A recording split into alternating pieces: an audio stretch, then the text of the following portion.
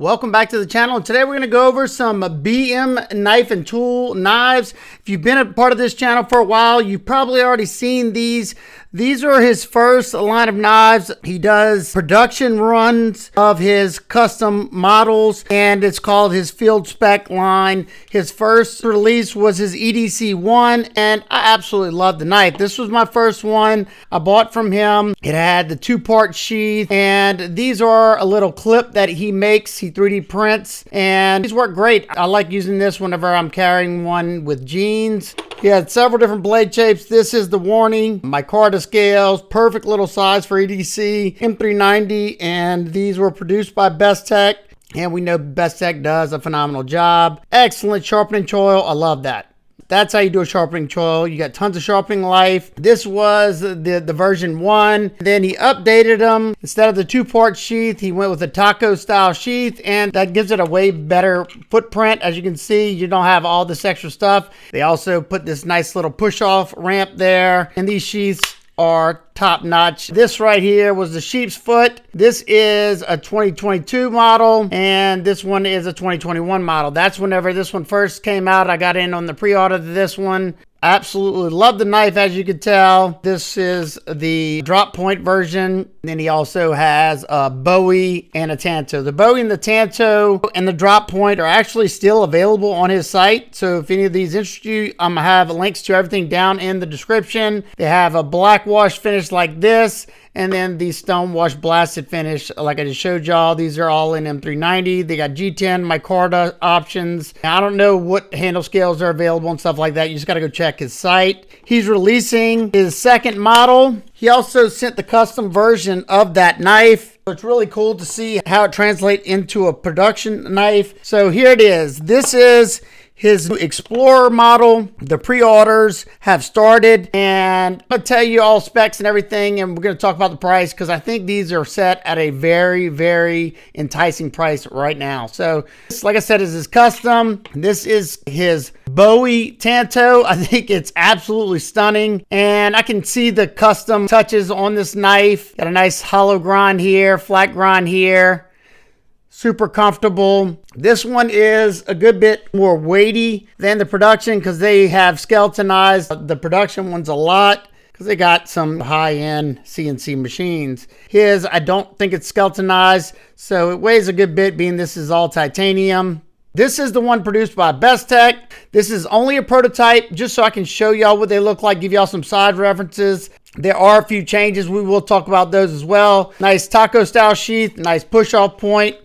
Nice positive retention, no rattle. Here's the custom on top, the production on bottom, and the production is so much lighter because I'm sure there's tons of skeletonization underneath there, and I know that there's skeletonization underneath these titanium scales. Only thing that I wish this one would have, or two things I would wish this one would have that this one has, is I like this fine cut jimping he did right here. He can maybe extend it all the way out to here. This type of jimping, it's functional, but it destroys my thumb. I would love to see this fine cut jimping. This, in my opinion, is just as effective, if not more. And it's way more comfortable if you don't, jimping doesn't really, I don't really need jimping, especially when I got a nice flat spot, especially on my EDC fixed blades. The good thing about this one is I can overshoot that pretty easily. And a lot of times I'm holding my fixed blades in a hammer grip because I'm pushing down hard. But definitely a sick looking blade. That is the Bowie Tanto, and that's with the Stonewash titanium scales. Here's the sheep's foot with the Stonewash brass scales that look amazing, but it also adds a good bit of weight to it. Just like the titanium's gonna add more weight than the micarta. Very, very nice looking. You got a nice hollow grind here. I gotta say, I absolutely love the size on these. So you have a little bit more handle room, it looks like, but you got a ton of extra blade. Stonewash brass, Stonewash titanium, sheep's foot. And I think this is my favorite so far as of right now. And this particular one is the drop point. And it has natural canvas micarta scales on it. So your scale options are going to be Stonewash titanium, Stonewash brass, natural canvas micarta, OD green canvas micarta, or black canvas micarta. I could slap this right here just to give you an idea. Slap this right here just to give you an idea of that. And what's also cool, when you're doing a production and you have a big company like Bestech that has the equipment to do so, you can get the inside of your micarta scales milled out just to shave off an extra little bit of weight, because micarta is already super light, and when you put pockets in, this weighs nothing.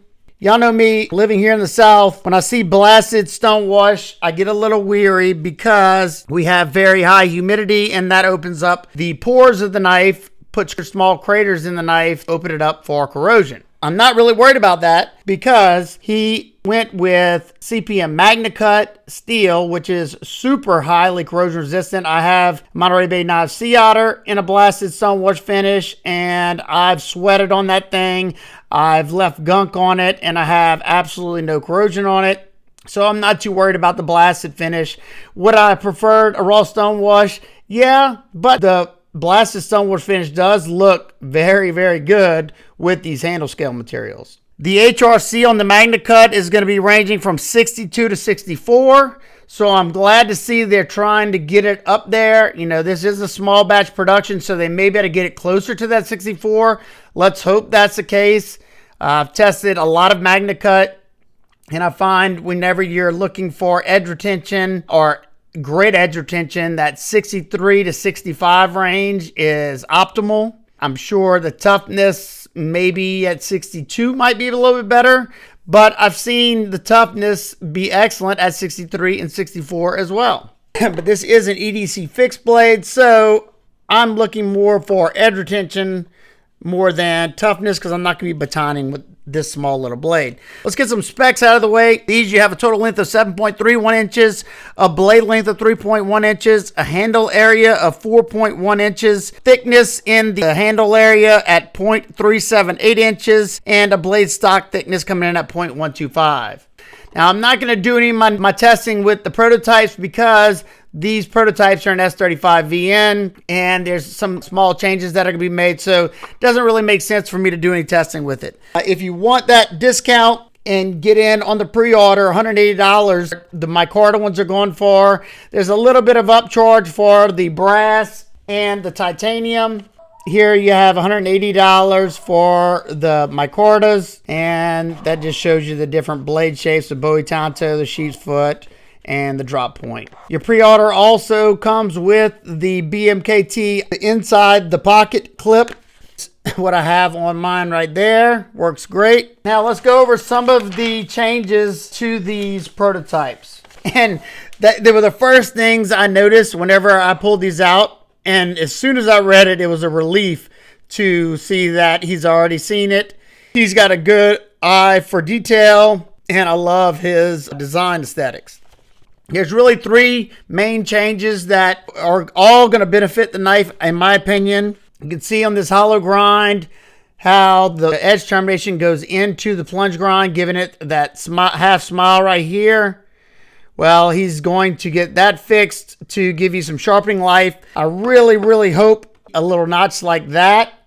That is some of my favorite sharpening tools right there, because you have all that room to sharpen before to widen up. Now, this is a flat grind. This is a hollow grind. They could always bring the plunge back this way and then come up with it. But I think that little notch would make it excellent. Also, now this is the first thing I noticed whenever I picked up the knife and held it in my hand. I had this one out first, and I was kind of doing some squeezing, pushing into some wood, didn't really cut anything with it. And I noticed this area wasn't the most comfortable because it has such a small little chamfer there. Now, it wasn't a hot spot or anything. It just could have been more comfortable with, you know, this type of chamfer, the way they got it on this backside. On the production run, this chamfer has been increased to provide a more ergonomic feel. As you can see, they're going to make this wide as well, so that's going to be very comfortable. This is what it looks like now. And it has a much smaller chamfer here, but now it's going to have this wide chamfer, and that'll make this a lot better. The sheep's foot blade shape has a deeper swedge. Let me see if I can show you this. So that's what it looks like right now. And as you can see, that swedge comes all the way down to where this primary grind ends. So it's going to be a good bit bigger, and I think it's going to look a lot better with that. Because right now it's just a small little bevel. Whenever I picked up this drop point, I noticed this thing's freakishly lightweight. I mean, in a great way. This thing weighs absolutely nothing. So I'm going to give you the difference in weight with the different scale options without the sheaths, of course. So the micarta options is 2.31 ounces. It may vary a little bit because this one's going to be changed up a little bit, but it's going to be close. The brass is probably going to be your heaviest, at 4.536 ounces. So if you don't care about weight or you want the extra half, the brass may be the option to go with. It does look absolutely stunning because of that stone wash. I like the look of it. I don't want my EDC fixed blades to be heavy. The titanium I thought was going to be heavier, but the pocketing I think is helping it. Let's see what this weighs. Yeah, so this one only weighs 3.4 ounces. So is it what, an ounce difference? Yeah, about an ounce difference. 2.3 and 3.4 here. So I'm torn. I love all three blade shapes, obviously, but whenever I'm looking at these, I'm thinking about practicality of use for me, and I like both of these a lot. I'm leaning toward this drop point the most. I think this one, it just looks beautiful. I can kind of still get that tip down on the things. Now, this would be the most versatile, the sheath foot, because you can easily, or at least for utility style cutting, to get that tip down on the things. It does have a nice hollow grind. So I don't know. Which one's y'all favorite blade shape? I go back and forth with the sheath foot and the drop point. And as far as looks goes, I think this Bowie Tanto is the sexiest out of all of them. I gotta go more of a practicality. I love using my EDC fixed blades, and I know I'd get more use out of one of these too. This one, you got that robust tip if you needed to do a nice stab into something, bag of potato chips, whatever. There it is next to the Bradford Guardian 3.5 and the Bradford Guardian 3.0. It's a little bit bigger than the Artisan Sea Snake and the White River Knives Backpacker. Very, very similar to the White River Sendero, and it's a good bit larger than the Essie Azula. And it's very similar to this Hogue. I think it's a Hunter. I don't remember the name of this, sorry. If I find out, I'd put it up here. But it's very similar in overall length. It may be a hair shorter than the Hogue. So there you go. If you have any questions whatsoever, make sure to leave them down below, because I'm sure he will be reading y'all comments and answering what he can. All the necessary links to hit the pre-order will be down in the description. If you want to pick up an EDC one, he has some available on the site now. These three are all pre-orders, and you're not going to miss out on these, I promise. Man, I can't wait to test out an actual production. The actual production sample. That is going to be a blast. So there you go. I hope everybody's having an absolute amazing day. I will see y'all on the next one. Peace.